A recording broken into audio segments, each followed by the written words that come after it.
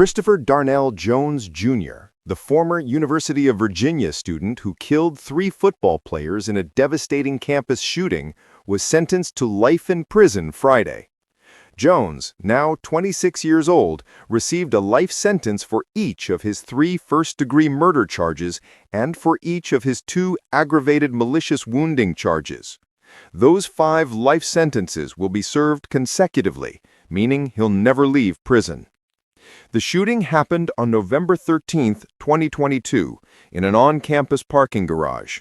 Students were returning from a class trip to Washington, D.C., where they'd just seen the play The Ballad of Emmett Till. Jones opened fire on the bus, turning what should have been a normal evening into an absolute nightmare. 3 University of Virginia football players were killed that night. Devin Chandler, Lavel Jr., and Deshaun Perry all lost their lives. Running back Mike Hollins was wounded but survived. Another student, Marlee, was also injured in the attack.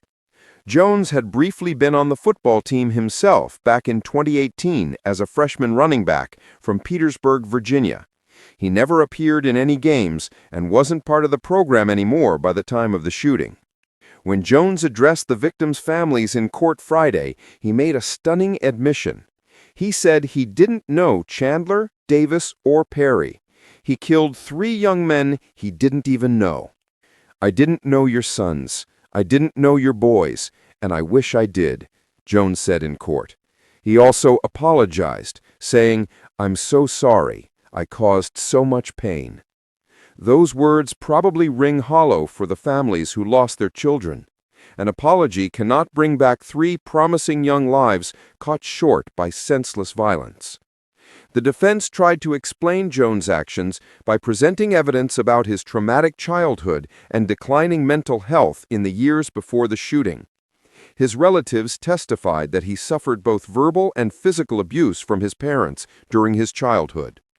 By the summer of 2022, just months before the shooting, Jones's behavior was deteriorating rapidly. His uncle testified that Jones was becoming more paranoid. His cousin recalled Jones repeatedly looking over his shoulder, convinced people were around the corner and out to get him. During cross-examination, prosecutors revealed a text message Jones had sent to a fraternity brother. In that text, Jones appeared to threaten violence toward coworkers he feared were stalking him. This showed his paranoia was escalating toward dangerous territory. Jones pleaded guilty last year under a plea agreement that meant he faced at least 23 years in prison. Prosecutors recommended life in prison, and the judge agreed, handing down the maximum penalty of 5 consecutive life sentences. This case devastated the University of Virginia community. 3 talented student-athletes with their entire futures ahead of them were gunned down for no rational reason. Mike Hollins survived, but had to overcome serious injuries. Marlee lived through trauma no student should ever experience. The families of Chandler, Davis, and Perry will never get their sons back. No sentence can truly deliver justice for that kind of loss. But knowing Jones will spend the rest of his life behind bars provides some measure of closure. This tragedy raises difficult questions about campus safety, mental health resources, and warning signs that get missed. Jones's declining mental state was apparently visible to family members months before the shooting. His paranoia, his threats, his deteriorating behavior. Were there opportunities to intervene before violence occurred? Universities across the country have strengthened security protocols and mental health support systems since this shooting. But preventing every tragedy is impossible when someone is determined to cause harm.